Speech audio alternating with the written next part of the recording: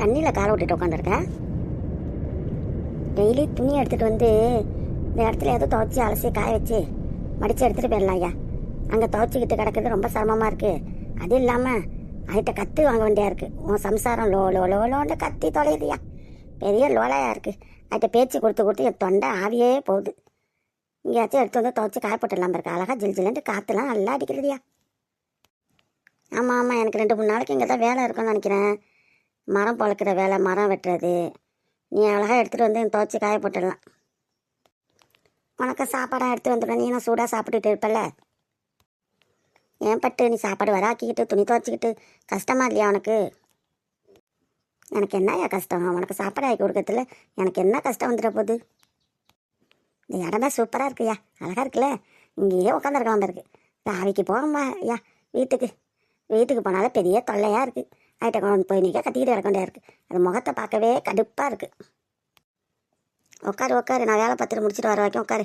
மரத்தை பொழந்துட்டேன், இன்னும் கொஞ்சம் ஒன்று இருக்குது. அதை ஒண்டியும் பொழந்துட்டு 2 பேரும் சேர்ந்தே வீட்டுக்கு போயிடுவோம்.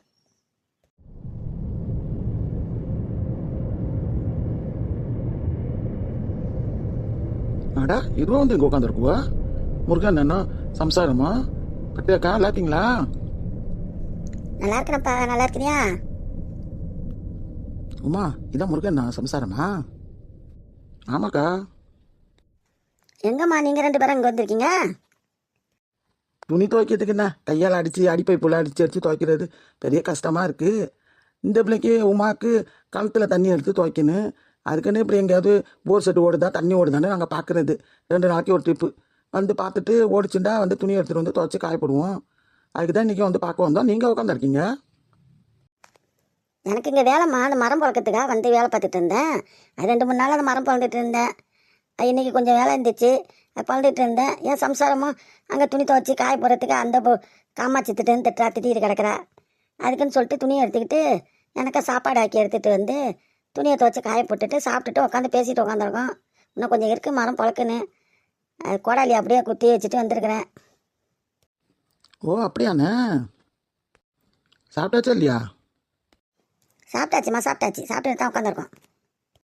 சாப்பிட்டுட்டு கதை பேசிட்டு உட்காந்துருக்கீங்க. காற்று வாங்கிக்கிட்டு எல்லாம் ஜில் ஜில்லுன்னு காற்று நல்லா தான் வருது. சூப்பராக காற்று அடிக்குது. இங்கேயே துணியெல்லாம் காயப்பட்டாச்சா? ஆமாம், இங்கேயே துவைச்சி காய போட்டு காஞ்சி போனோன்னு அப்படியே எடுத்துகிட்டு போயிடலான்ட்டு சொல்லிட்டு உட்காந்துருக்கேன் பேசிட்டு. இவங்களாம் வேலை பார்த்துட்டு ஒரே வரட்டும், 2 பேரும் ஒன்றா சேர்ந்து போயிடுவோன்னு சொல்லிட்டு உட்காந்துருக்கோம். அதுவும் சரி தான். இங்கே தண்ணி ஒரு தெரிஞ்சிருந்தால் துணியாச்சும் எடுத்துகிட்டு வந்திருப்போம். நாளைக்கு ஓடுது என்னன்னு தெரியல தண்ணி. ஓட தண்ணி ஓட. நாளைக்கு நான் துணி எடுத்துகிட்டு வந்து இங்கே தான் துவைக்கணும். நாளைக்காச்சும் நாளைக்காச்சும் வந்து துவைப்பேன். ஆமாம் ஆமாம், வீட்டில் துவைச்சிட்டு கிடக்கிறத இங்கேயே துவைக்கிறது எவ்வளோ மேலு.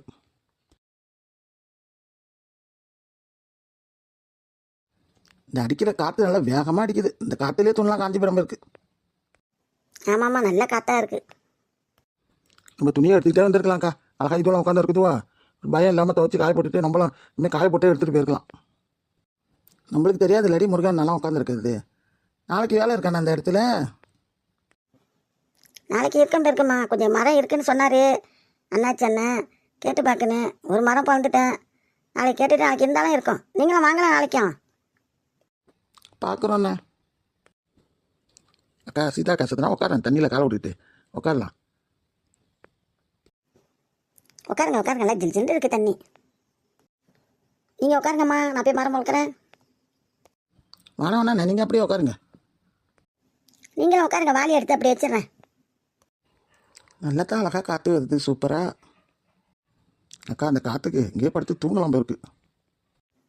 ஆமாம், நீங்கள் சொல்கிறது கரெக்டு. தூக்கம் சொக்குது. தூக்கம் வர மாதிரியே தான் இருக்குது இந்த காற்று அடிக்கிறதுல.